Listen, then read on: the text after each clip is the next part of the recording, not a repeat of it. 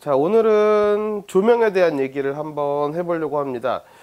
지금 이제 그 전에도 제가 지난 학기에도 뭐 스트로보가 어떻게 터지는지 뭐 이런 것들에 대한 얘기를, 그리고 조명이 뭐 직광일 때, 역광일 때 뭐 이런 것들을 살짝씩 보여드리긴 했는데, 오늘은 조금 더 심각한 버전으로 지금 보여드리려고 합니다. 내용은 대동소이합니다. 내용은 지난 학기에 보여드렸던 게 사실 내용적으로는 다 보여드렸는데 디테일들을 보여드리지 않은 것들이어가지고 제가 오늘은 디테일에 대한 것들을 좀 보여드리려고요. 지금 여기 준비되어 있는 이 세팅은요, 네. 사실 그 촬영용 어떤 그런 배경지는 아니에요. 촬영용 배경지는 아니고요. 그냥 그 동네 문방구에서 살 수 있는 켄트지, 전지 켄트지를 지금 그냥 쓰고 있습니다. 전지 켄트지를 쓰고 있어가지고, 네. 요렇게 지금 호리전트의 상황을 만들고 있거든요. 호리전트 상황이라고 얘기하는 건 무슨 얘기냐면요, 이렇게 수직인 상태로 이렇게 놨을 때 옆에 있는 어떤 그런 이 호리전트가 옆으로 긴 이런 형태라는 얘기잖아요. 그래서 요 옆으로 긴 이 지평선, 혹은 테이블로 얘기하면 테이블 끝선, 이런 것들이 보이지 않게 뒷공간이 쭉 이어지는 공간처럼 보이게 만드는 세팅을 저희가 호리전트 구조를 갖는다고 얘기하거든요. 그래서 이런 식의 구조를 가졌어요. 그래서 지금 가볍게 핀으로 여기다 배경을 찍어 놓고, 여러분들 아마도 집에서 촬영을 하신다면 벽에 마스킹 테이프 등으로 얘를 붙이고 작은 오브제들은 아마 촬영이 가능하실 것 같다는 생각이 들어요. 일단 뭐 우리 흔히 볼 수 있는 사과를 하나 놓고 촬영을 한번 해보도록 하겠습니다. 그래서 지금 저는 조명 세팅도 역시 마찬가지로 되게 흔하게 볼 수 있는 세팅, 여러분들 제가 학교에 만약에 이제 대면 수업이 시작되면은 요런 조명에 대한 아주 기본적인 세팅 갖고 수업을 잠시 잠깐 할 건데요, 이렇게 보통은 똑바로 서 있는 스탠드가 가장 기본적인 스탠드입니다. 가장 기본적인 스탠드인데, 사실 저는 여기에 옆으로 버티컬하게가 아니고 호리존탈하게 요렇게, 네, 가로로 이동할 수 있는 형태의 다리를 현재 지금 세팅을 하고 있는 상태입니다. 이렇게 가로로 이동할 수 있는 상태의 세팅을 하고 있는 건데, 네, 요건 좀 이따가 마저 보여드리도록 하고, 지금 이 장비의 이름은 저희가 붐 스탠드라고 얘기합니다. 그래서 일반적인 지금 스탠드, C형 스탠드인데요, 뭐 어떤 일반적인 형태의 스탠드가 있고, 거기에 가로로 연결해서 달 수 있는 형태가 이렇게 붐 스탠드라고 얘기하는데요, 뭐 여러분 이 붐이라고 얘기하면요, 일단 이렇게 가로로 연결된 뭔가라고 생각하시면 될 것 같아요. 여러분들 아마 붐 제일 많이 들어봤을 만한 게 뭐 드라마, 뭐 예능 같은 거 촬영할 때 붐 스탠드, 아니 붐 마이크라는 얘기를 아마 좀 들어보셨을 것 같아요. 이렇게 사람들이 이렇게 들고 있는 형태의 뭐 붐 마이크를 아마도 많이 보셨을 것 같은데, 역시 붐이라고 얘기하면은 이런 형태로 만들어진다는 거 알고 계시면 될 것 같아요.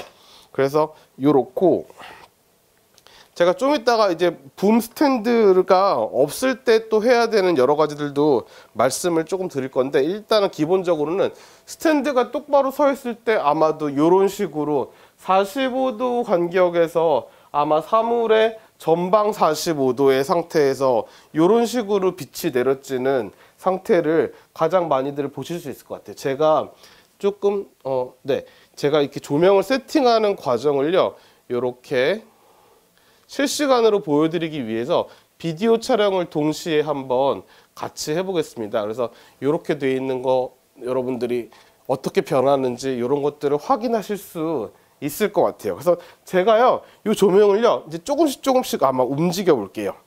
지금 사과랑 카메라랑 조명 상태가, 네, 이렇게 한 45도 정도 되어져 있는 아주 기본적인 세팅입니다. 기본적인 세팅일 때 그림자가 현재 어떻게 생기고 있는지, 뭐 이런 것들은 사실 저희가 다 그림을 공부했기 때문에 너무나 당연한 원리이지만, 실제로 이 그림자가 어떻게 지는지, 어떻게 변화하는지를 한번 같이 보시고요. 이 조명이요, 조금씩 뒤로 이동을 해보도록 하겠습니다. 이렇게 90도의 형태일 때까지 이렇게 왔거든요. 이렇게 왔더니요. 사진을 한번 찍어 볼까요? 45도일 때부터 먼저 한번 찍어 봅시다. 한번 촬영을 하고요. 그 다음에 다시 90도인 상황에 가서 네, 한번 촬영을 해보도록 하겠습니다. 이렇게 두 장의 사진을 보고 있는데, 네, 여러분들 저 위에 이 꼭지 위에 구조가 이렇게 안으로 들어가고 있는 곳이 이 뭐냐, 조명이 굉장히 많이 바뀐다는 것들을 볼 수 있는데요. 그게 왜 그러냐면요, 조명을 우리가 조명을 향하고 있는 것과 조명을 등지고 있는 것이 얼마나 차이가 나기 시작하는지, 우리가 조금 더 뭐 쉽게 얘기하자면은 순광인지 역광인지에 따라서 지금 얘가 얼마나 많이 달라지는지를 보고 계시고요.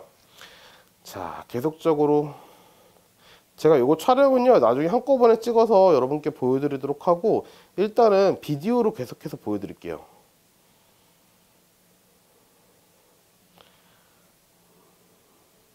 네, 그래서 지금 90도까지 이렇게 왔고, 90도 뒤로 한번 넘어가 보겠습니다.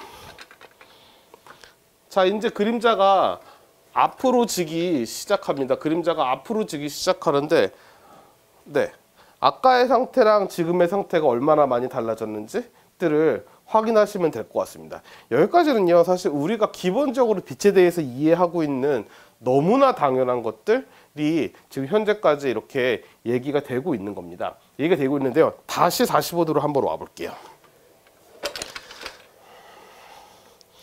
다시 45도로 온 상태에서 여기서 제가 이제 반사판을 한번 뒤밀어 보려고요. 지금 A4 사이즈의 용지를 반사판의 역할을 하면서 한번 집어넣어 보겠습니다. 얘가 없을 때하고 있을 때 차이가 나는 게 보여지시나요? 훨씬 더 그림자에는 변화가 없지만 사과 자체에는 훨씬 더 밝은 빛이 들어가기 시작하면서 훨씬 더 부드러워지는 거, 그리고 이 반사판의 역할이 사실은 직접적으로 여기 오는 광원에서 오는 빛을 반사하는 역할도 있지만, 사실 광원에서 사과를 받은 채 다시 지금 사과를 받은 빛이 다시 반사가 되는 것들을 지금 다시 반사를 시키고도 있거든요. 그래서 반사판의 위치나 이런 것들에 따라서 얼마나 얘가 부드러워지는지 아닌지, 혹은 완전히 컨트라스트를 강하게 받고 있는지, 이런 것들을 차이를 지금 보실 수 있습니다. 그런 다음에 조금씩 더 역광으로 한번 가볼게요. 그래서 반사판이 어떤 역할을 하는지를 지금 현재 다시 90도의 상황에서 반사판을 한번 넣어 보겠습니다. 반사판을 넣었더니 네, 이런 상황, 반사판을 뺐더니 이런 상황, 반사판을 넣었을 때 이런 상황, 뺐을 때 이런 상황, 이런 상황에 대한 것들, 그리고 반사판의 높이에 따라서도 똑같은 것인데요, 반사판을 이렇게 세로로 만들어서 얘를 이렇게 만들 때와 가로로 눕혀서 이렇게 들어올 때 차이 같은 것도 좀 보시면 좋을 것 같고, 이런 이제 디테일들이 이제 많은 차이들을 만들기 시작합니다. 그렇고 다시 한번 아예 역광으로 한번 가볼게요. 아예 역광일 때 앞에다가 이제 반사판이 앞에 역할을 하게 되겠죠. 지금 현재 반사판이 없을 때랑 반사판이 이렇게 각도가 서서 있을 때, 지금 보시면요, 반사판이 이렇게 지금 카메라를 가끔 가리기도 하거든요. 이런 것들에 굉장히 주의하셔서 작업을 하셔야 될 것 같아요. 그래서 반사판이 어디까지 올 수 있는가, 그래서 어디까지 왔을 때 가장 많이 효과적으로 들어올 수 있는가, 이런 것들에 대해서도 연구를 하시면 좋을 것 같고, 혹은 이렇게 위에서 작동할 때 혹은 이렇게 밑에서 작동할 때 이런 것들에 대한 차이도 계속적으로 보셔야 될 것 같아요. 자, 이제는 이 엄브렐라를 조금 보여드리려고 해요. 이 엄브렐라라고 얘기하는 거, 네, 우산인데요. 이 우산 반사판의 역할을 하는 우산이고요. 이 엄브렐라를 사용하면은 빛이 훨씬 부드러워진다를 생각하시면 될 것 같아요. 자, 이제 조명을 한번 위치를 바꿔보려고 해요. 아까 지금 우산을 사용하려고 하니까 내가 지금 이렇게 지금 쏘고 있는 상황에서 빛의 방향을 완전히 반대 방향으로 바꿔줘야 되겠죠. 그래서 이렇게 네, 빛의 방향을 반대로 한 채로 방향을 틀어주도록 하겠습니다. 그래서 방향이 완전히 반대 방향이 된 다음에 이 반사가 될 수 있는 엄브렐라를 이렇게 꽂아주도록 하겠습니다. 이렇게 꽂고 났더니요, 지금 아까보다 조명이 훨씬 더 어두워졌어요. 너무나 당연한 원리죠. 지금 조명이 바로 가다가 반사가 돼서 가기 때문에 조명이 훨씬 더 어두워지기 마련이죠. 혹시 조명을 조금 더 네, 지금 최대치로 밝게 돼 있어서 더 이상 밝게 하기는 어려울 것 같아요. 그렇다고 하면은 저희가 조리개를 낮추는 방식으로 조금 더 밝게 만들고, 네, 이제 충분하지 않으니 감도도 올리겠습니다.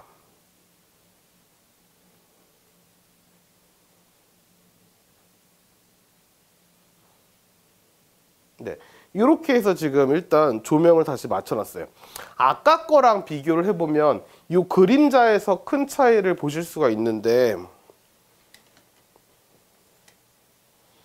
네, 여기 보시면 이 그림자가, 아까는 이 그림자의 엣지가 굉장히 날이 서 있었다고 하면 이 사이 경계가 굉장히 많이 부드러워진 것들을 보실 수 있습니다.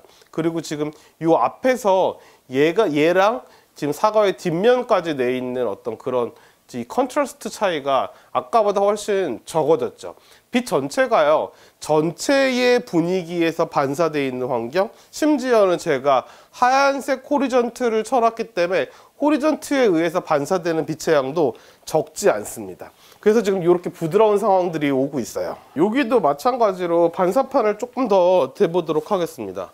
반사판을 대고 반사판을 대보는 상황들, 네, 이렇게, 네, 아까보다는 드라마틱한 변화는 일어나지 않지만 어쨌든 간에 반사판이 이렇게 없을 때랑 있을 때랑 작동하고 있는 거 보실 수 있을 것 같고, 제가 조명도 아까랑 똑같이, 네, 처음에 45도 방향에서 시작해서 90도까지 갔다가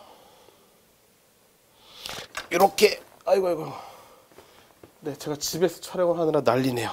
뒤로까지 넘어가는 상황까지 이렇게 될 수 있다는 거까지 보시면은, 네, 아까랑 비슷한 상황이니까 이해하기가 쉬울 것 같아요.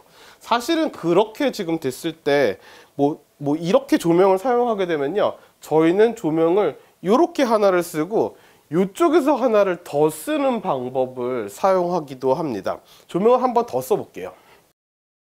이제 조명을 하나 더 설치했더니 지금 굉장히 밝아졌어요. 굉장히 밝아져서 저는 감도를 조금 줄여야 되겠습니다. 감도를 줄여서,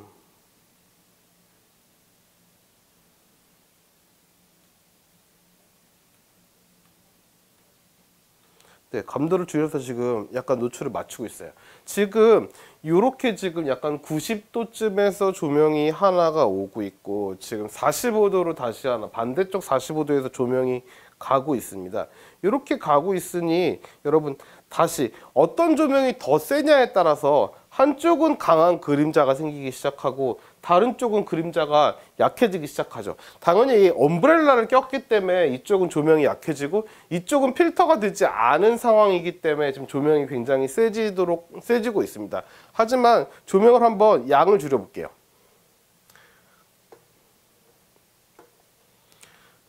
조명 양을 이쪽을 현저하게 줄였습니다. 현저하게 줄이고 다시 감도를 높여야 되죠.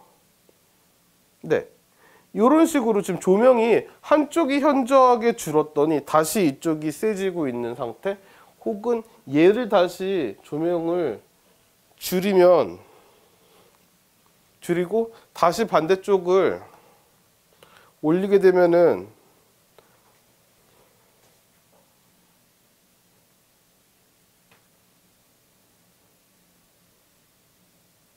이렇게 다시 한번 저쪽이 훨씬 더 강해지는 상태가 되고 있는 거, 하지만 이쪽에 있는 그림자는 전혀 생기지 않죠. 그래서 양쪽에 있는 조명들을 사용할 때는 조명의 세기, 그리고 아까도 얘기했다시피 조명의 세기와 거리하고 이제 상관이 굉장히 많아지는 지점들을 가지고 있습니다. 그래서 두 개의 조명을 사용할 때는 약간 그런 것들의 계산, 그리고 양쪽 조명의 높이에 대한 계산들, 지금 제가 이쪽은 높고 이쪽은 낮은 조명을 쓰고 있는데 얘가 바뀌게 되면 또 다른 상황들이 벌어지겠죠. 하지만 네, 지금까지 얘기했던 것만으로도 충분히 예상 가능한 지점이 있을 거라고 생각하고 다음으로 한번 넘어가도록 하겠습니다.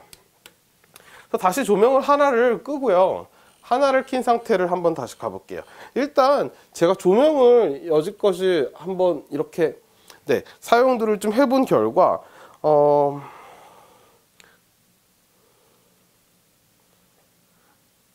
어떤 사람들은 조명이 세 등을 사용하는 게 가장 기본이라고 얘기하는 사람들도 되게 많은데요.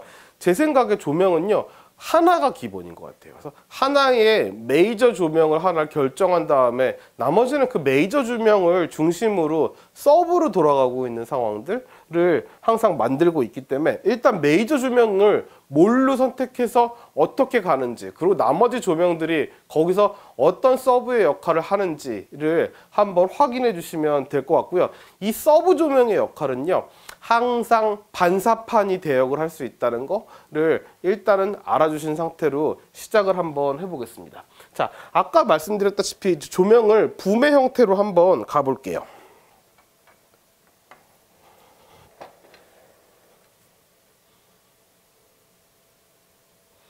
지금 이렇게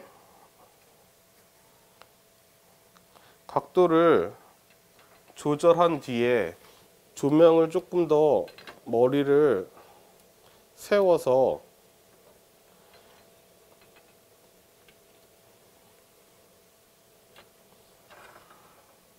네, 90도인 상태를 한번 만들어 보도록 하겠습니다.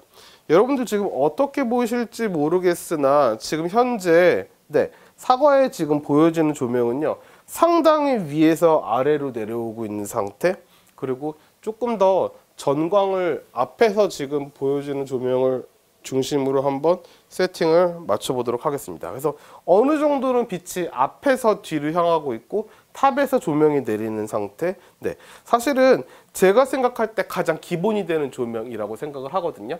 하지만 여러분들 만약에 이렇게 붐 형태의 스탠드가 없을 때는 지금 우리가 가져갈 수 있는 상태에서 조명을 가장 높이 사용하고 있으면 탑으로 쓰는 것과 굉장히 유사한 형태가 됩니다. 특히나 공간에서 천장이 하얀색이면 네, 이 조명들이 천장에 반사돼서도 네, 우리가 만약에 얘를 이렇게 비치고 있지만 이 빛이 쭉 일직선으로 레이저처럼 나가는 게 아니고 빛이 그 상태에서 퍼져나가는 상태이기 때문에 천장에 반사된 빛도 하늘에 우리가 보고 있는 오브제에 떨어지기도 하기 때문에 이렇게 떨어져 갖고 네, 조금 더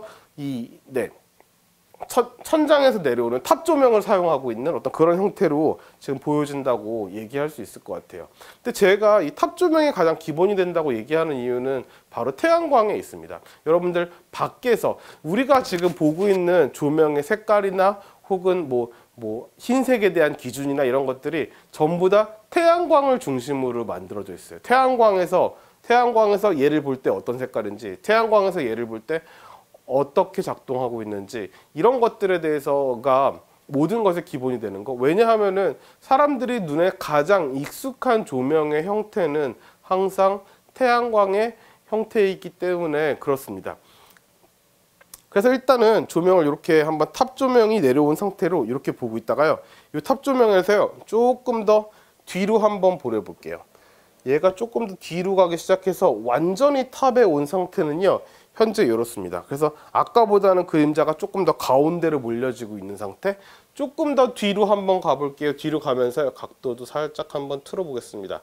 각도를 튼 상태로 뒤로 조금씩 더 이동하고 있으니까요, 앞에는 점점 더 이제 섀도우가 생기는 상태, 뒤는 점점 밝아지는 상태가 돼서 이렇게 뒤로 밝아진 상태, 임을 여러분들이 볼 때 훨씬 더 재질감들이 높아지는 것들을 볼 수 있을 것 같습니다. 그래서 다음 오브제를 보면서 이 조명이 바뀌는 것에 따라서 재질감이 어떻게 바뀌는지 한번 알아보도록 하겠습니다. 여러분, 이제 다음으로 제가 보여드릴 오브제는 파인애플이에요. 파인애플을 특히나 이렇게 전광에서 그냥 일단 일반적인 형태의 상태로 일단은 보여드릴게요. 네, 요렇게 지금 보여지고 있습니다. 근데 아까 사과를 찍고 있던 세팅에 그대로 파인애플만 놨더니, 자, 일단은 파인애플 전체가 화면 안에 안 들어오죠. 주밍을 한번 해보겠습니다. 주밍을 이렇게 했더니 뒷 배경들이 다 나오죠. 그래서 높이를 살짝 높여봤어요. 높였지만 네, 이렇습니다. 지금 전체가 다 들어오지 않고 있고 만에 하나 들어올 수 있게 한다고 쳐도, 네, 이런 상태가 지금 맥시멈인 것 같아요. 맥시멈인 것 같은데, 이럴 때 그러면 우리에게는 더 넓은 호리전트가 필요하다, 사실입니다. 왜? 우리가 찍고자 하는 사물보다는요, 호리전트의 사이즈가요, 넓으면 넓을수록 항상 더 유리한 것은 사실입니다. 하지만 제한되어 있는 호리전트 사이즈 안에서 저희는 어떤 상황에서 쓸 수 있냐면, 이 똑같은 상황을요, 멀리 가서 망원으로 당기면 이 공간에 대한 왜곡이 줄어들기 때문에 사물이 훨씬 더 안정적으로 들어올 수 있게 됩니다. 일단은 망원으로 당긴 상태로 뒤로 한 번씩 가볼게요.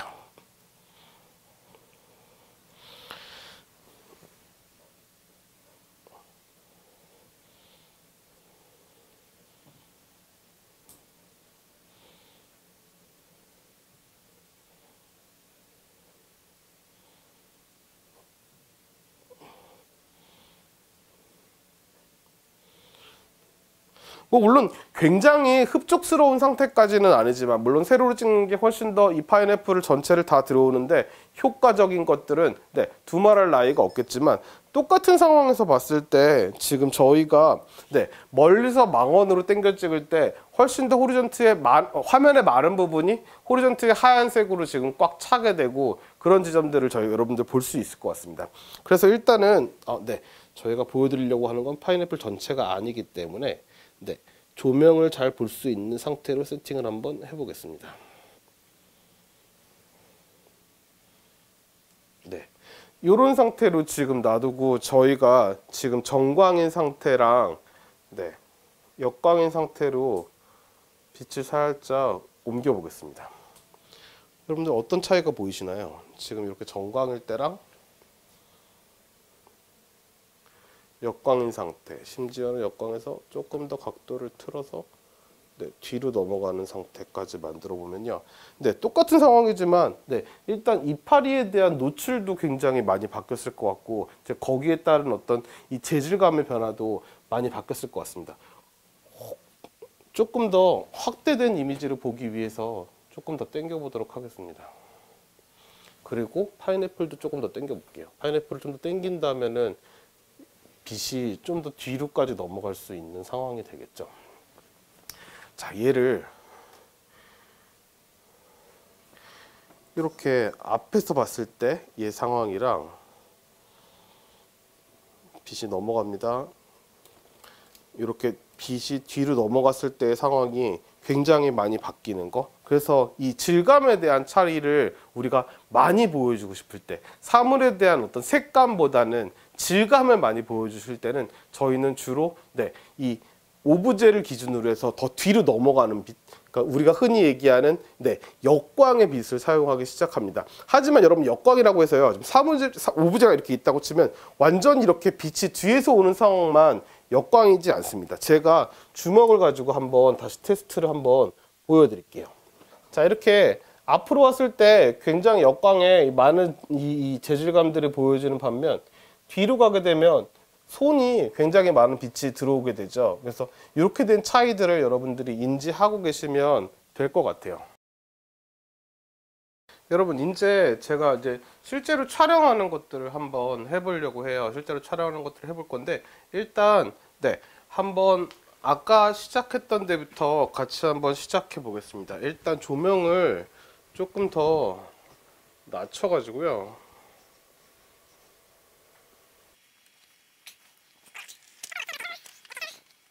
조명이 좀 서 있는 상태에 옆으로 간접 조명을 켠 상태로 한번 시작해 보겠습니다. 그리고 오브제도 좀 바꿔볼게요. 조금 더 여러 가지 특성을 잘 보여줄 수 있는 오브제로 좀 바꾸겠습니다. 제가 이 조명을 얘기할 때 오브제를 파인애플에서 꽃으로 바꿀 이유는, 사실 꽃에서 볼 수 있는 여러 가지 특성들이 조금 더 많기 때문에 라고 일단 생각해 주시면 될 것 같아요. 일단은 제가 첫 번째 컷을 한번 촬영을 해 보겠습니다. 촬영을 이렇게 할 건데요. 이렇게 하고 나니까 지금 화이트 밸런스가 사실은 매우 안 좋아요. 안 좋아서 화이트 밸런스를 잡는 작업을 한번 시작해 보겠습니다. 지금 일단은 네, 그레이 카드를 이렇게 촬영을 한 뒤에 여기에다가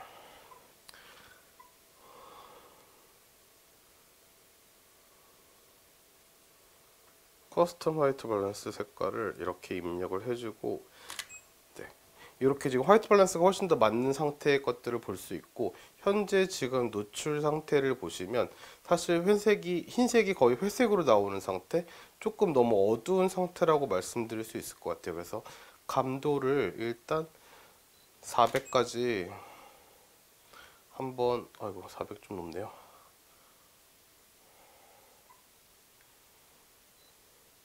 250까지 한번 높여보도록 하겠습니다.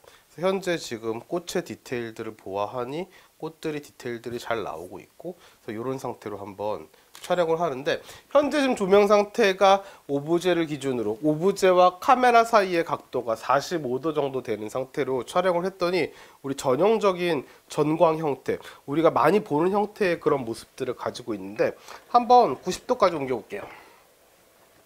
90도까지 옮겨보는 촬영을 한번 해봤더니, 네, 아까랑 비교를 하자 보면, 네, 훨씬 더 꽃 안에 있는 디테일들이 더 많이 도드라져 보이기 시작하는 것들을 가지고 있고, 조금 더 뒤로 보내보도록 하겠습니다. 조금 더 뒤로 보내보면요,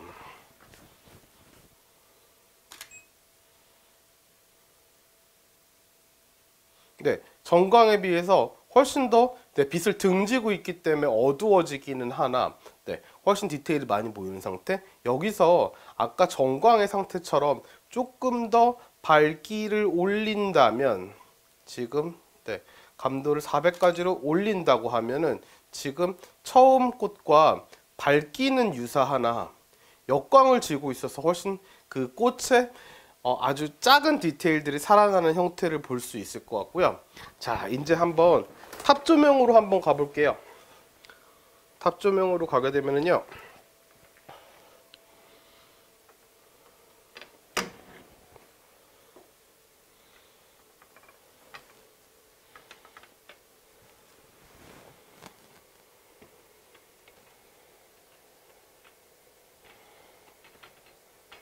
훨씬 조명의 각도를 훨씬 더 세워보고요.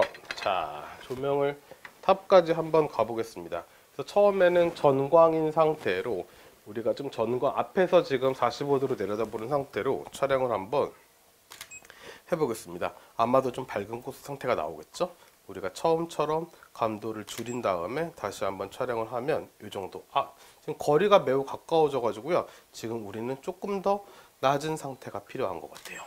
자, 이렇게 촬영을 했더니, 네, 지금 적당한 적정 노출의 밝기에서 지금 전광의 형태, 지금 여기 있는 디테일들보다는, 이게 재질적인 디테일들보다는 색감에 대한 디테일이 훨씬 더 잘 나오는 상태가 되고 있고, 자, 꽃을 뒤로 조금 옮겨 보겠습니다. 빛을 뒤로 살짝만 옮겨 봤더니, 자, 똑같은 상황에서 한번 촬영을 하게 되면요, 앞에 꽃에 비해서, 네, 조금 더, 네, 디테일들이 살아나나, 지금 튤립의 어떤 일종의 지금 요 그림자가 생기는 것들, 이런 것들을 보실 수 있지만, 그 밑에 국화들을 이렇게 보시면 디테일들이 훨씬 더 살아있는 것들을 볼 수 있고, 자, 그 다음에는 튤립의 그림자를 한번 없애보도록 하겠습니다. 네, 지금 보시면요, 여기서 지금 반사광을 통해서, 반사판을 통해서 이 부분의 빛을 더 주기 시작하니, 네, 지금 디테일들이 훨씬 더 많이 살아나고 있죠. 그래서 이런 식의 촬영들, 지금 우리가 아주 조금의 빛의 각도들을 지속적으로 한번 바꿔볼게요. 저희가 이렇게도 촬영을 해보고, 훨씬 더 저쪽으로 가서 앞쪽에서도 촬영을 해보고, 자, 반대쪽 역광도 한번 써보고,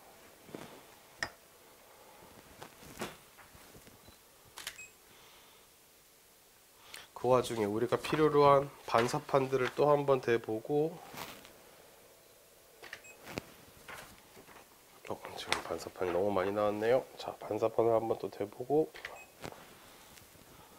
그래서 이런 식의 원리들을 사용해서 여러분들이 촬영을 하신다면 훨씬 더 디테일 있는 촬영들을 하실 수 있을 것 같고, 자, 또 한번 보시겠어요? 조금 더 우리 가까이 가서 한번 촬영을 한번 해볼게요.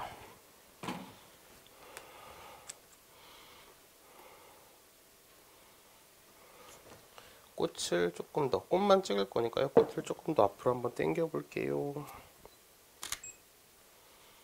자, 우리가 처음에 이런 정도, 아주 지금 후광에서 보고 있는, 아니 역광으로 보고 있는 상태인데 조금만 역광으로 한번 가져가 보겠습니다.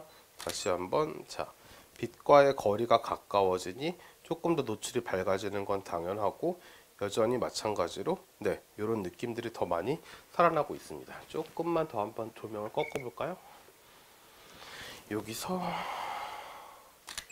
이런 식으로 저희는 이런 디테일들을 계속 가지고 우리가 네, 적당한 밝기, 적정 노출을 계속 맞는 상태 안에서 빛의 각도, 특히나 인공 조명을 사용할 때는요, 우리가 빛의 각도를 디테일하게 아주 조정을 많이 할 수 있다는 것까지 생각하시고, 사실은 어떻게 보면요, 사진을 찍을 때 빛이 조금씩 옮겨 다니는 게 카메라의 리뷰로 보시면은 거기서 거기, 거기서 거기처럼 생각되기 되게 쉬워요. 그런데 우리가 조금씩만 빛을 바꿔도 아주 많은 디테일의 차이가 난다는 것들을 인식하시고 여러분들이 이렇게 촬영에 임해 주시면 되겠습니다.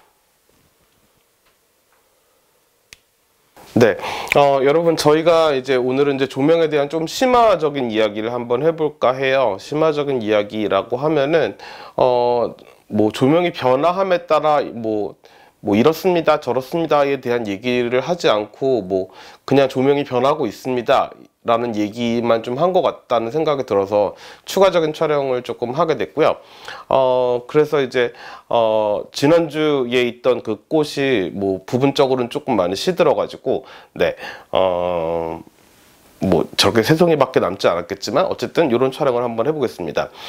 지금 제가 촬영을 지금 갖고 온 것들은 각각이 갖고 있는 어떤 요소적인 특징들 때문에 저렇게 조금 갖고 와봤어요. 뭐 꽃이 있고 그 줄기가 있고 그것이 담겨져 있는 유리병이 있고 물이 있고 이런 상황인데요. 일단 각각의 특징들에 대해서 조금 알려드리면요. 꽃잎 같은 경우는 일단 반투명한 물체예요. 그래서 빛이 어떤 상황에 가면은 뒤에서 오는 빛이 어느 정도 새 나오는 상태? 뭐 그런 것들이 될 것 같고, 지금 꽃대 같은 경우는 완전히 막혀 있는 상태. 그리고 꽃병 같은 경우는 유리여서 투명하게 반대쪽이 보이는 상태, 뭐 그런 것들이 될 것 같아요. 뭐 물이랑 뭐 유리병은 뭐 비슷한 거니까 그렇게 말씀드릴 수 있을 것 같고, 그렇습니다. 그래서 그런 특징들에 대한 것들을 조금 알아보고, 일단 기본적으로 그 지난주에 사과를 가지고 작업을 했던 것들, 그런 것들은요 조금 여러분들 편하게 접근하실 수 있을 것 같아요. 덩어리가요, 그냥 덩어리감이 어느 정도 있고, 그리고 덩어리가 뭐 투명하거나 불투명하지 않고 딱 막혀 있는 것들은요, 어떻게 보면 컨트롤이 조금 쉬운 것들이에요. 우리가 재질감, 좀 역광으로 가면 갈수록 좀 재질감이 좀 도드라지고 앞으로 오면 올수록 채도가 좀 높아지는 거, 뭐 그런 정도의 상황들을 보시고 여러분들의 그 개개인의 미감으로 이제 작업을 하시면 될 것 같은데, 뭐 이런 작업 같은 경우는 조금 작업을 하다 보면 이게 뭐지? 라는 생각이 드는 순간들이 가끔 생기거든요. 그래서 이제 그런 것들에 대한 것들을 아주 기본적인 얘기들을 한번 해볼까 합니다. 그래서 조명도 역시 마찬가지로 제가 저번에도 말씀드렸다시피 뭐 기본 세팅 하나를 가진 기본 세팅이라고 말씀드릴게요. 조명 하나를 기본 세팅이라고 말씀드리지만 조명의 개수가 또 많으면 많을수록 우리가 컨트롤이 쉬워지는 어떤 그런 지점은 분명히 있습니다. 분명히 있는데, 또한 어떤 사람들은요, 조명이 많아지면 많아질수록 더 컨트롤 못하는 사람들도 있거든요. 그래서 그런 상황에 대한 얘기들도 조금씩 하면서 저희가 얘기를 한번 해보도록 하겠습니다. 일단은 제가 조명을 켜지 않고요, 그냥 여기 있는 저희 집에 있는 어떤 그 부엌에 있는 이 기본적인 등을 가지고 촬영을 한번 해보려고요. 저희 기본 등은요, 등이 그냥 3개짜리 등이거든요. 3개짜리 등인데 뭐 이렇습니다. 등 하나 꺼볼게요. 네, 이렇게 켜야 될 것 같아요. 이렇게 보시면은 등 3개 중에 하나만 남기고 나머지를 껐거든요. 두 장의 사진을 비교를 해 보신다면 당연히 등이 3등에서 한 등으로 바뀌었으니 조명이 어두워지는 거, 우리 다시 말해서 노출이 어두워지는 건 너무나 당연한 일이고요. 또 다른 특징들 한번 볼게요. 다른 특징들 뭐 뒤에 있는 그림자가 3개였었는데 지금 그림자가 하나가 됐죠. 근데 거기다가 노출까지 어두워지니까 그림자가 굉장히 어두워지는 상황까지 되고 있습니다. 일단 조명을 다시 켰습니다. 조명을 다시 켰고 우리 사진 조명을 켰습니다. 사진 조명을 켠 상태고, 아주 기본적인 탑 조명, 지금 사물과 아주 정확하게 일치하게 이렇게 딱 올라간 형태, 지금 사물의 딱 위에 탑에서 고르게 지금 엄브렐라에 의해서 빛이 분산되는 상황으로 촬영을 하고 있습니다. 저희가 화이트 밸런스도 한번 맞춰볼게요.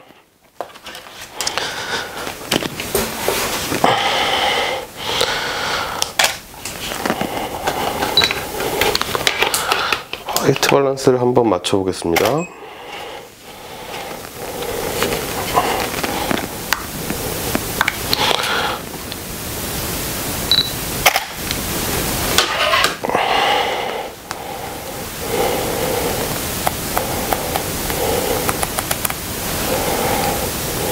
네, 이렇게 화이트 밸런스까지 맞췄더니 이런 상황이 되고 있는데 제가 일단 지금 모델링 램프를 켜놓은 상태예요. 뭐 기초 시간에도 혹은 지난 시간에도 말씀을 드렸지만 모델링 램프라고 얘기하면은 우리가 스트로보를 터트리기 전에 그 빛이 어떤 빛인가, 어떤 식으로 지금 내려올 것인가를 대략적으로 파악할 수 있는 어떤 그런 상태의 조명이기 때문에 저희가 모델링 램프로 일단 아주 계략적인 조명의 상태, 화면에서 조명이 어떻게 보여지는지에 대해서는 충분히 말씀을 드릴 수 있을 것 같거든요.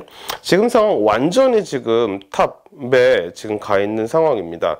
가 있는 상황인데 지금 여기 보시면은 뭐 어떤 상황인지 일단 뭐라고 얘기하긴 그렇지만 그냥 자연스럽기는 해요. 자연스럽긴 하고 저는 사실 지금 좀 마음에 안 드는 건 어떤 그림자의 형태들, 그리고 뭐 지금 약간의 역광을 받아서 유리병의 양쪽이 저렇게 조금 라인들을 가지고 있는데 그 라인들을 갖고 있는 형태도 나쁘지 않거든요. 근데 그 라인들을 어떻게 바꿨을 때 어떤 변화가 생기는지 먼저 한번 알아보도록 하겠습니다.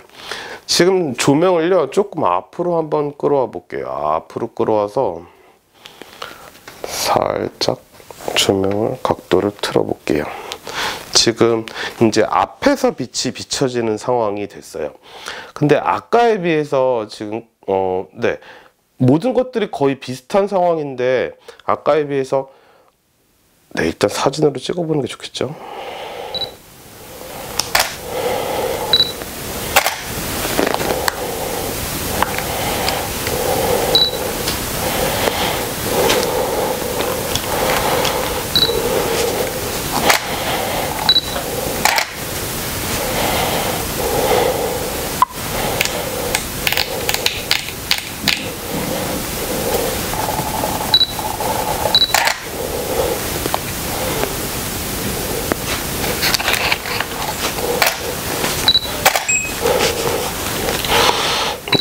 너무 밝네요.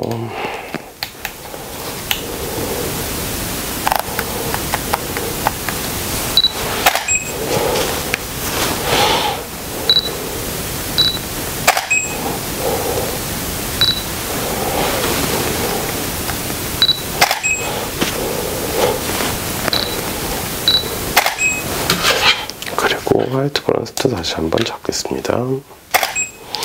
네, 제가 화이트 밸런스를 다시 잡는 이유는 그렇습니다. 아까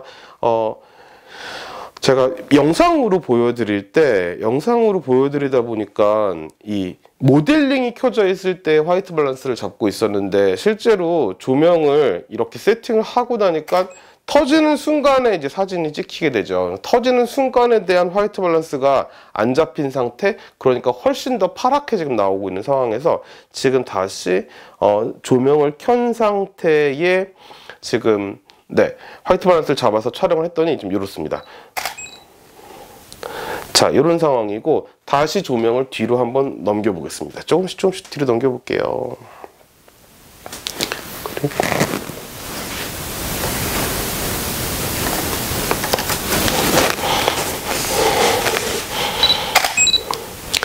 이렇습니다.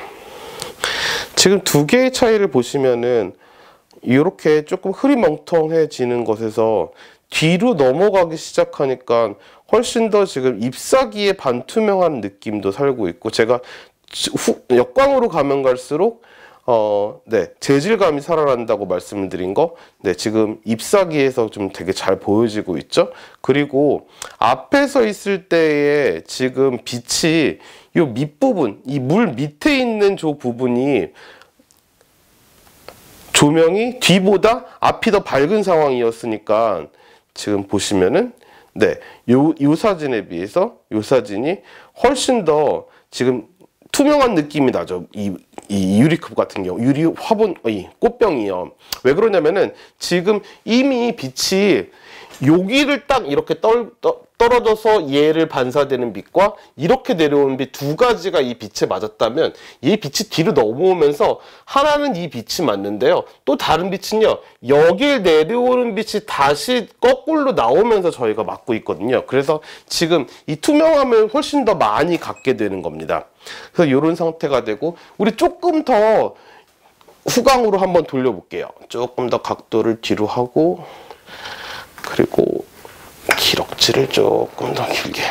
사실 저희가 이 스튜디오가 아니기 때문에 좀 공간이 조금 그렇습니다만, 한 번 더 볼게요.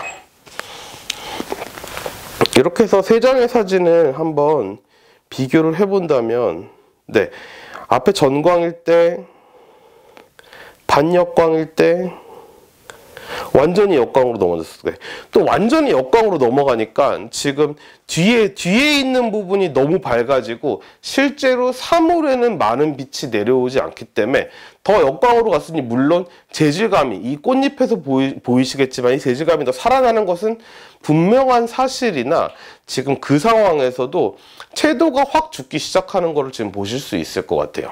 그래서 그런 것들을 잘 비교해 보시면 좋을 것 같고, 똑같은 상황을 제가 한 번 더 보여드리기 위해서 가까이서 꽃만 한번 촬영을 해 보겠습니다.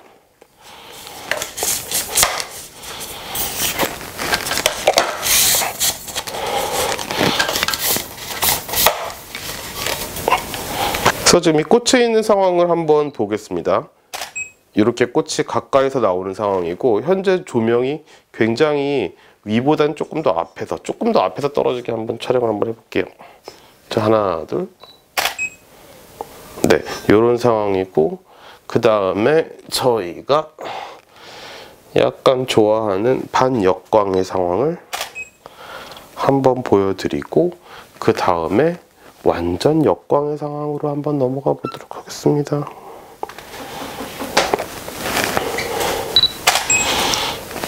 여기서 세 장의 사진들을 주의해서 보실 때, 여러분 지금 역광으로 갈수록 이 노출이 떨어지고 있죠. 노출이 떨어지고 있으니까 조명에서 조명을 좀 더 밝게 해서 맞추는 방법, 혹은 저는 여기서는 조리개를 조금 더 열어 가지고 네, 조명을 맞춰 보도록 하겠습니다.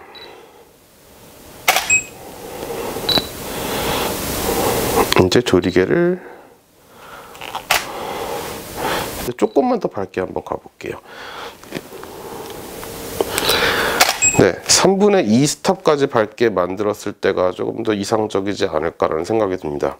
그래서 지금 앞에 전광을 지금 맞았을 때 하고, 이렇게 완전히 역광인 상태에서 저희가 빛이 맞았을 때 어떤 모습들이 훨씬 더 나은지에 대한 것들을 확인하셔야 됩니다. 여러분, 저는요 사실 뭐 제가 기본적으로 좋아하는 빛 스타일들이 분명히 있는 건 사실이지만, 제가 이렇게 베리에이션을 보여드리는 이유는 분명합니다.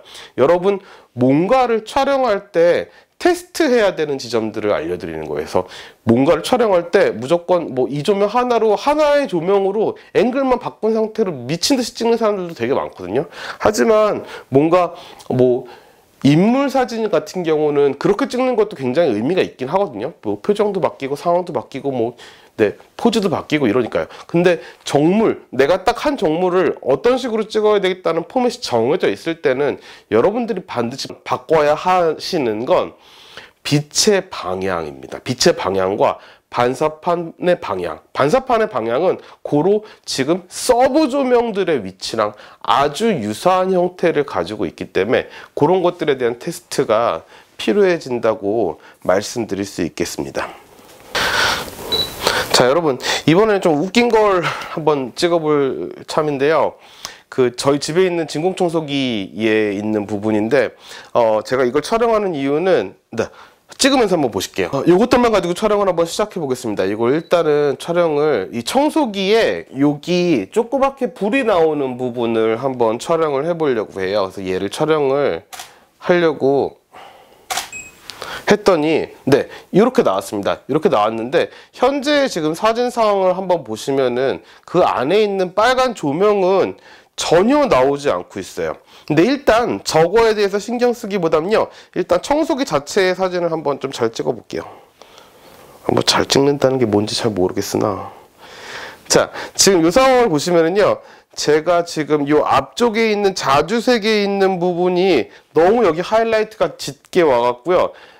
이 뭐랄까 청소기 자체의 고유의 색감이 잘 안 나오는 것 같아요. 일단 여러분들, 우리가 촬영을 할 때, 뭔가 촬영을 할 때 가장 찍기 어려운 것 중에 하나, 가장 난이도가 높은 것 중에 하나는요, 반짝반짝거리는 물체거든요. 반짝반짝거리는 물체. 이런 전자제품들 아주 반짝반짝거리는 물체의 거의 끝판이라고 할 수 있겠습니다. 또 다른 반짝거리는 거 뭐 있을까요?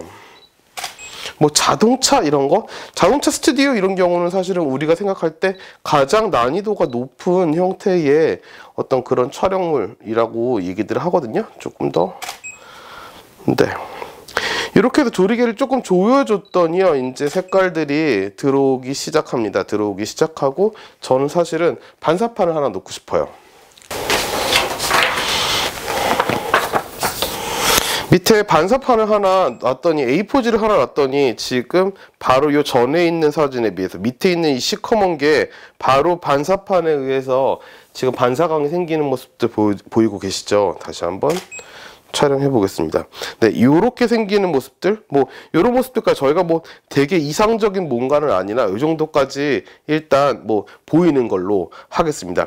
요 정도까지 찍고 났더니요, 그 다음엔 저희가 제일 아쉬운 게 현재 여기 빨간색 조명이 보이고 있는데 여기서는 보이지 않는 거예요. 이 사진에서는 보이지 않는 거. 지금 그 이유가 뭐냐면요, 빨간색 조명이 낼 수 있는 빛의 양이 지금 우리가 가지고 있는 스트로보의 빛의 양과 차이가 너무 많이 난다는 거거든요. 이건 태양광일 때도 항상 마찬가지인데요, 우리가 실내에서 촬영할 때는 요것들을 셔터 스피드의 차이를 통해서 잡을 수 있습니다. 예를 들면요,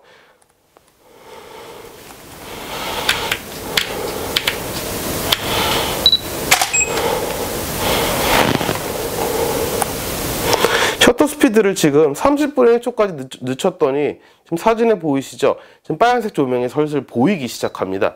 셔터 스피드를 더 늦춰 볼게요.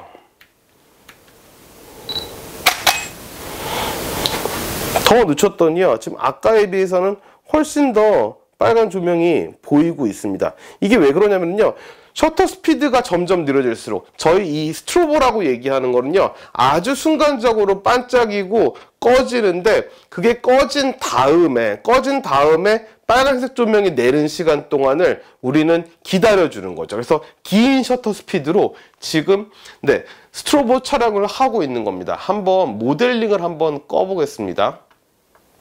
모델링을 끈 상태로 한번 촬영을 한번 해볼게요.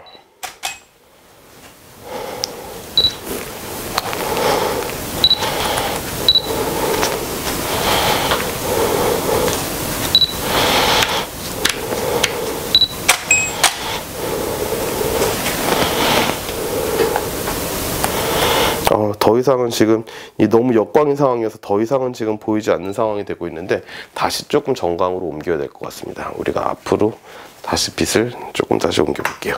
지금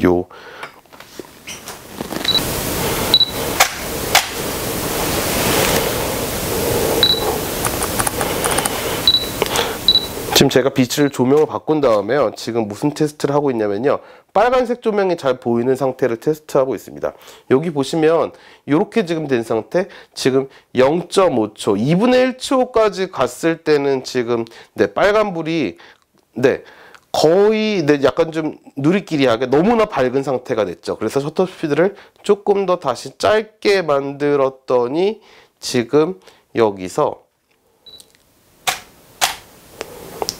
이런 식의 변화가 일어나거든요. 그래서 잠시만요.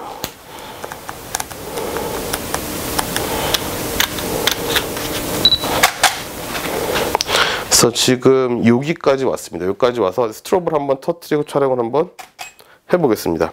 이렇게 왔더니 지금 아까보다도 훨씬 더 빨간색이 지금 보이기 시작하죠. 네, 이렇게 지금 결과물을 보시면요, 지금 여기에 거의 완벽하게 지금 조명이 들어온 상태와 이 주변 상황도 밝은 상태를 두 가지를 다 잡을 수 있는 상황을 지금 보여드리고 있습니다. 그래서 여러분들 이 스트로보를 사용하실 때 느린 셔터 스피드를 같이 사용하시면, 느린 셔터 스피드를 사용하는 동안은 그 상황 자체에 있는 뭐 풍경이라고 치면 그 풍경들의 뭐 건물이 갖고 있는 빛이라든지 뭐 한강 다리가 갖고 있는 빛이라든지, 혹은 지금 이런 경우 정물 같은 경우에는요, 뭐 컴퓨터나 이런 데 들어오는 조명들, 이런 조명들의 작은 조명들, 그러니까 오브제 자체가 발산하는 빛은요 셔터 스피드로 맞추고, 이 스트로보가 지금 쏟아내는 빛은 조리개로 컨트롤 하셔야 된다는 상황을 여러분 지금 보여드리고 있습니다. 자, 이번에는 제일 마지막 얘기를 한번 해볼까 하는데요. 여러분들 제가 수업 시간에 대다수의 경우에 삼각대를 사용하는 게 훨씬 더 이미지의 퀄리티를 높이는 데 유리하다라는 얘기를 먼저 했었는데, 스트로보를 사용할 때는 조금 예외적인 상황입니다. 왜냐하면은 스트로보가 터지는 시간이 아주 기본적인 세팅이 3000분의 1초예요. 그러니까 제가 지금 현재 세팅을 60분의 1초, 저희는 X접점이라고 얘기하는데 요즘은 이제 X접점이 크게 의미가 없어졌기 때문에 뭐 X접점이라는 게 그냥 싱크로가 딱 맞는, 그러니까 X접점에 있을 때만 셔터 스피드가 맞는, 그리고 보통 X접점은 수동 카메라에 60분의 1초에 있습니다. 그래서 뭐 그거에 대한 얘기인데 아주 그냥 간단하게 이렇게만 하고 넘어가고요.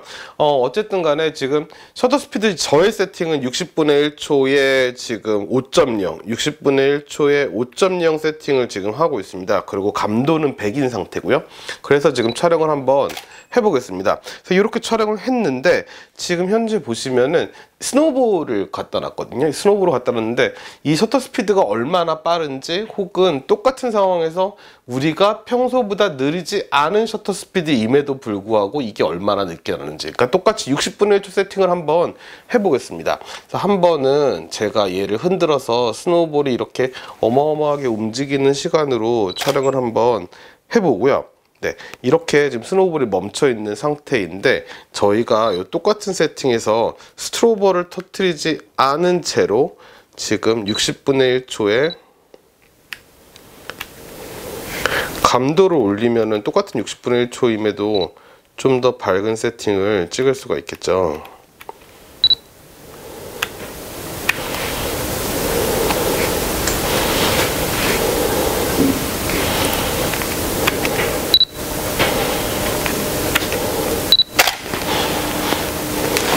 한번 흔들어서 흔든 상태 60분의 1초 상황을 한번 촬영을 해보겠습니다. 근데 이런 상황에 지금 60분의 1초라면은 저희가 그때 얘기했던 일종의 셔터 스피드의 기준을 제가 한번 말씀을 드렸었잖아요. 그래서 그런 식의 어떤 기준에 부합하는 시간, 60분의 1초면요 저희가 들고 찍어도 괜찮을 만한 시간인데요, 그럼에도 불구하고 이렇게 움직이고 있는 상황이 보입니다. 그래서 여기 좀 극단적인 상황으로 가기 위해서 우리는 지금 다시 감도를 100으로 하고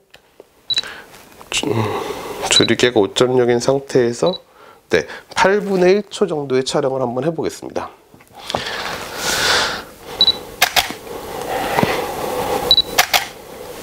그래서 이 상황까지 이 3개의 컷에서 스노우볼 안에 있는 눈이 움직이는 것들을 보시면은요, 여러분 스트로보가 얼마나 잘 작동하고 있는지에 대한 것들을 확인하실 수 있고, 이게 얼마나 빠르게 움직이는지까지 확인을 하실 수 있을 것 같습니다. 이제 아까 촬영했던 것들을 지금 컴퓨터로 한번 보려고 하면서, 이 컴퓨터를 보면서 정리도 한번 해드리려고 해요. 지금 제일 처음에 촬영했던 스트로보가 없는 상태에서 감도를 높여서 촬영했던 촬영본이에요. 지금 보시면은 요런 부분들 사실 디테일이 뭐 되게 훌륭한 것 같지만 다음 컷에 비해서 보시면은요, 네, 똑같은 조리개 안에서도 훨씬 더 지금 또렷한 이미지를, 네, 이것보다는 훨씬 더 또렷한, 지금 양쪽 다 화이트 밸런스를 정확히 맞춘 상태이고, 그런데 한쪽 촬영은 지금 스트로보를 터뜨리지 않고 일반적인 조명으로 촬영한 상태, 다른 한쪽은 스트로보를 터뜨려 촬영한 상태. 지금 이런 부분도 보시면은 훨씬 더 많은 디테일들이 살아있는 것들을 보실 수 있을 거예요. 그래서 이런 것들을 보시면은 이 프레쉬가, 우리 스트로보라고 얘기하는 이 프레쉬가 얼마나 큰 역할을 하는지를 한번 비교해서 확인해 보면 되시고, 그 다음에는, 네, 빛에 대한 것들인데, 여기 있는 사진들은 요거는 지금 빛이 앞에서 전광으로 간 상황, 그리고 요게, 죄송합니다, 요게 반역광인 상황, 요게 전광, 반역광, 그리고 아주 역광으로 돌아서는 상황, 이렇게 빛이 이제 완전히 돌아가서 촬영하는 것들을 보는데요. 요것도 한번 확대를 해서 한번 보도록 하겠습니다. 조금 더, 네, 이 정도면 되지 않을까. 네, 이렇게 세 컷인데, 이게 전광일 때 지금 보여지는 것들, 디테일에 대한 부분들, 그런데 디테일이 이 정도 보이고 있어요. 근데 일단 디테일부터 먼저 한번 봅시다. 어떤 재질감이나 이런 것들을 비교를 했을 때, 자, 역광으로 가면 갈수록 훨씬 더 이 재질감들이 살아나는 것들을 보실 수가 있죠. 전광일 때랑 반역광 완전히 돌아섰을 때, 이렇게 보시면은, 다시 이쪽을 한번, 또 이쪽도 한번 보실까요? 이쪽들의 디테일도 보시면은 지금 전광일 때, 그리고 반역광, 완전 역광일 때, 이 재질에서 느껴지는 이 재질감들은 상당히 사실 비슷한 분위기들이에요. 제가 조명을 크게 확 바꾸지 않고 사용을 하고 있기 때문에, 네, 분위기는 크게 다르지 않은 분위기이나, 그 안에서 많은 디테일들이 얼마나 차이가 나는지 뭐 모르겠어요. 이 차이를 별거 아니라고 느끼시면은, 네, 뭐 그렇게 넘어갈 수 있겠지만, 사실, 네, 차이가 분명히 보이는 것들은 사실이죠. 여기도, 네, 전광일 때 역광으로 넘어가면서부터, 네, 이 보여지는 이런 느낌들은 사실은 굉장히 다른데, 특히나 이 뒷배경으로 빛이 넘어가기 때문에 뒤쪽이 점점 밝아지기 시작하죠. 밝아지기 시작하니까 상대적으로 컨트라스트 훨씬 더 세지기 시작해요. 그래서 이런 기타 등등의 여러 가지 상황들을 잘 지켜보시면 좋을 것 같고, 네, 그리고 제가 아까 마지막에 정리해 드렸던, 우리가 적정 노출로 촬영할 때, 네, 아니, 스트로보로 촬영할 때 적정 노출로 촬영해서 셔터 스피드를 길게 늘려서 지금, 네, 이런 세세하게 나머지 빛들을 잡는 상태를 보셨고, 요거는 사실은 좀 시간과 훈련이 좀 필요한 뭐 연습일 것 같아요. 근데 어쨌든 원리만 제가 알려드리는 거라고 말씀드릴 수 있을 것 같아요. 그리고 제일 마지막에 보시면, 네, 스트로보가 가지고 있는 셔터 스피드의 상태들을 보실 건데, 일단 제가 임의적으로 화이트 밸런스를 조금 맞춰 놔 볼게요. 그리고 노출도 약간 좀 비슷한 상태로, 네, 제가 아까도 촬영하실 때 여러분 봤다시피 막 이렇게 흔들고 촬영을 하는 거라서 뭔가 이렇게, 네, 지금 이런 정도의 지금 디테일들이 있습니다. 이런 정도의 디테일들이 있는데, 우리가 스트로보 없이 60분의 1초, 이건 스트로보가 있는 상태의 60분의 1초고, 요거는 스트로보가 없는 상태의 60분의 1초예요. 둘 다 60분의 1초인데, 지금 이 알갱이들을 한번 보세요. 훨씬 더 이 스트로보를 터뜨렸을 때의 알갱이가 훨씬 더, 네, 이 외곽선들이 훨씬 살아있고 멈춰있는 듯한 어떤 그런 모습들을 보이고요. 지금 똑같은 60분의 1초. 사실 이런 감도 때문에 생기는 노이즈들을 무시하더라도 사실 여기가 훨씬 더 이 개개인의 알맹이들이 훨씬 더 살아나는 걸 보실 수 있고, 당연히 셔터 스피드가 10분의 1초까지 느려졌을 때는 말할 것도 없겠죠. 당연히 느려지는 것들은 요건 너무 당연한 거니까 따로 말씀을 드리지 않겠습니다.